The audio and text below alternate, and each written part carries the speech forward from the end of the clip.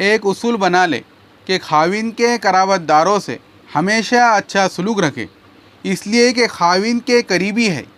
جب خاوند ان کو قریب سمجھتا ہے تو آپ بھی ان کو قریب سمجھے، یہ چیز اجر کا باعث بن جائیں گی۔ کسی کے خاطر کسی کا لحاظ کرنا پڑتا ہے، جیسے بیٹی کے خاطر داماد کا لحاظ کرنا پڑتا ہے۔ کہتے ہیں نا کہ جس کو بیٹی دے اس کو پھر میاں کہنا پڑتا ہے، تو داماد کا لحاظ زیادہ کرنا پڑتا ہے۔ کس لیے؟ بیٹی کی وجہ سے۔ اور داماد کا لحاظ ایسا ہے کہ اس کو سیدھا پڑھو تو بھی داماد، اور اس کو الٹا پڑھو تو بھی داماد، یعنی اس کو رائٹ سے پڑھنا شروع کرے تب بھی وہ داماد بنتا ہے، اور اگر لیفٹ سے پڑھنا شروع کرے تب بھی یہ لفظ داماد بنتا ہے۔ داماد الٹا ہو یا سیدھا ہو وہ داماد ہی ہوتا ہے۔ اسی طرح ایک لفظ نادان ہے، اس کو بھی سیدھا پڑھے تو بھی نادان اور الٹا پڑھے تو بھی نادان، تو داماد اور نادان ایک جیسے ہی ہوتے ہیں۔ لہذا انسان بیٹی کی وجہ سے کتنی غلطیاں اس کی برداشت کر جاتا ہے، اسی طرح عورت کو چاہیے کہ اپنے خاوند کی وجہ سے خاوند کے قرابت داروں کی غلطیوں کو معاف کر دے۔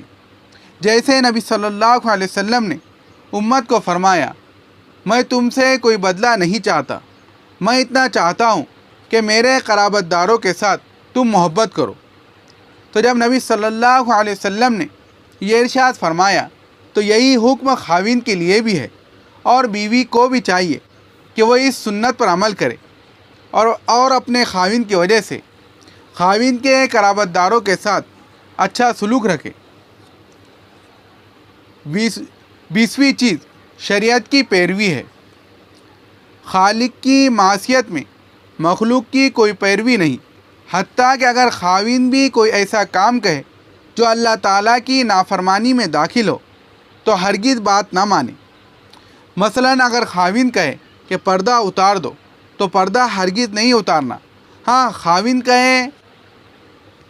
خاوند کو کیسے سمجھانا ہے، اس کے لیے آپ اللہ والوں سے مشورہ کریں، علماء سے رجوع کریں، مگر کوئی کام خلاف شریعت نہیں کرنا چاہیے، چاہے ماں باپ ہو چاہے کوئی ہو۔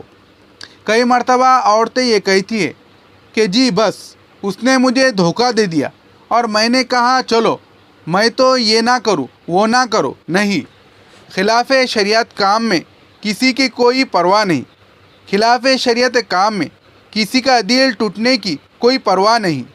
آپ اللہ تعالیٰ کو راضی کیجئے، اللہ تعالیٰ لوگوں کے دلوں کو خود راضی فرما دیں گے۔ ہاں، جو کوئی پریشانی ہے کہ ایک طرف خاوند ہے، ایک طرف ساس ہے، ایک طرف اللہ کا حکم ہے، تو اس سلسلے میں مفتی حضرات سے مشائخ سے رجوع کیجیے، وہ آپ کو میانہ روی اور اعتدال کا اچھا راستہ بتا دیں گے، جس سے آپ کو اس مصیبت سے چھٹکارا ملنا آسان ہو جائے گا۔